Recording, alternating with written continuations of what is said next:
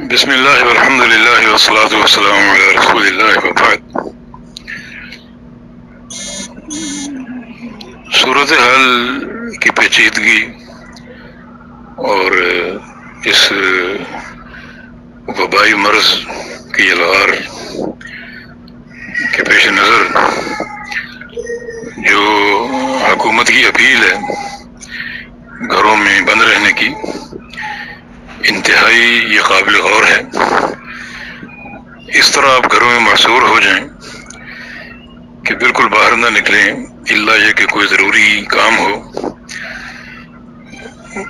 مسجدوں میں اذانیں ہوں لیکن صلوا فی رحالکم یا صلوا فی بیوتکم کے ساتھ آواز لگائی جائے کہ نمازیں گھروں میں پڑھ لیں، جمعہ گھر میں پڑھ لیں، تو یہ زیادہ بہتر، کیونکہ مسجد ایک ایسی جگہ ہے جہاں سینکڑوں لوگ جمع ہو جاتے ہیں اور ایک بڑا ازدحام بن سکتا ہے، اور یہ مرض کس میں ہو اور کس میں نہ ہو کوئی پتہ نہیں چلتا، کیونکہ کرونا مرض تقریباً 14 دن بعد ظاہر ہوتا ہے۔ تو ان 14 دنوں کے درمیان وہ شخص کس کس سے ملا اور اس کے ہاتھ اور جسم کے حصے کس کس جگہ کو چھوئے کچھ پتہ نہیں، اور جس جس سے ملا ہوگا اور جہاں جہاں اس کے ہاتھ لگے ہوں گے اگر وہ جگہ کسی اور نے ٹچ کر لی تو سارے اس مرض میں مبتلا ہو جائیں گے۔ اس لیے یہ عافیت کا راستہ ہے اور یہی توکل ہے کہ اپنی احتیاطی تدابیر اختیار کر کے اللہ پر توکل کرو۔ احتیاط کیے بغیر توکل کرنا یہ توکل کا معنی نہیں ہے۔ اور اس سلسلے میں ایک ضروری امر یہ ہے کہ زبانوں کو بند رکھا جائے۔ جو نبی علیہ السلام سے نجات کا پوچھا گیا تو آپ نے 3 باتیں فرمائی تھی۔ املک علیک لسانک، اپنی زبان کو کنٹرول میں رکھو، اور دوسری بات فرمائی کہ وابکی علی خطیئتک، اپنے گناہوں پر رو، اور تیسری بات یہ فرمائی کہ ولیسعک بیتک، کہ آپ کا گھر آپ کے لیے کافی ہو، بس گھر میں محصور اور محدود ہو جاؤ۔ زبانوں کو کنٹرول کرنے کا معنی یہی ہے کہ آج کل خاص طور پہ میڈیا پر، سوشل میڈیا پر جو باتیں آ رہی ہیں، خبریں آ رہی ہیں، انہیں خام خواہ بغیر تحقیق کے آگے بڑھا دینا کہ جناب یہ وائرس امریکہ نے پھیلایا، یہ نے پھیلایا، جب ہمیں اس چیز کا علم ہی نہیں ہے تو پھر ہمیں اپنی زبانوں کو بند رکھنا چاہیے۔ یہ احتیاط کا تقاضا ہے، اور یہ فتنے کو کم کرنے میں آپ کا تعاون ہوگا۔ وہ کسی کا قول ہے نا کہ میں نے تعاون سے پوچھا کہ تم کیسے مرض ہو کہ تم نے پورا شہر اجاڑ دیا، تو تعاون نے جواب دیا کہ میں نے تو 1/4 بندے مارے تھے، باقی 3/4 لوگ جو ہیں انہیں لوگوں کی افواہوں نے مار دیا، ڈرا ڈرا کے مار دیا۔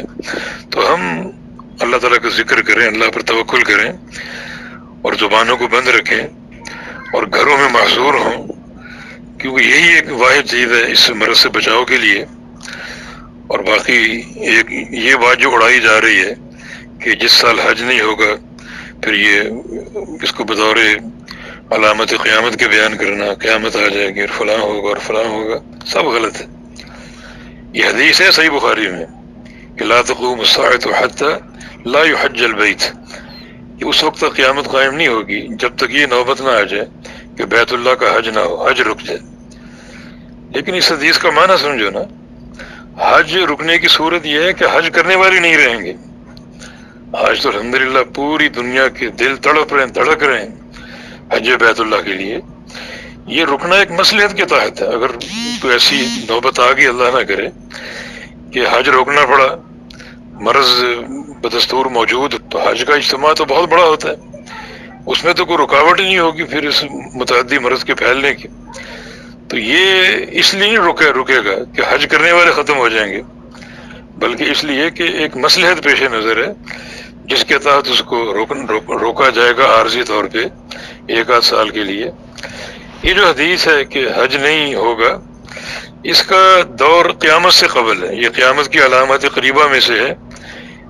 عیسیٰ علیہ السلام آئیں گے، 40 سال رہیں گے، ہر سال حج ہوگا، پھر ایمان کی ایک نئی لہر ہوگی، ہر طرف ایمان ہوگا، اسلام ہوگا، قوت ہوگی، اور پھر اللہ تعالیٰ کے امر سے ایک ہوا چلے گی یمن سے اور شام سے، اور اس ہوا کے نتیجے میں جتنے مسلمان ہوں گے ان کی موت واقع ہو جائے گی۔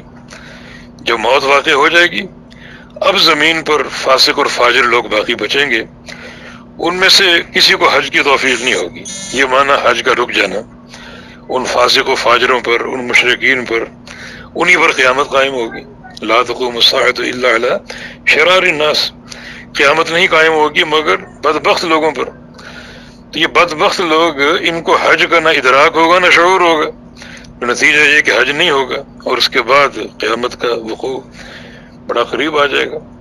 تو اس حدیث کو کہاں کی حدیث کہاں فٹ کیا جا رہا ہے، بالکل یہ غلط ہے۔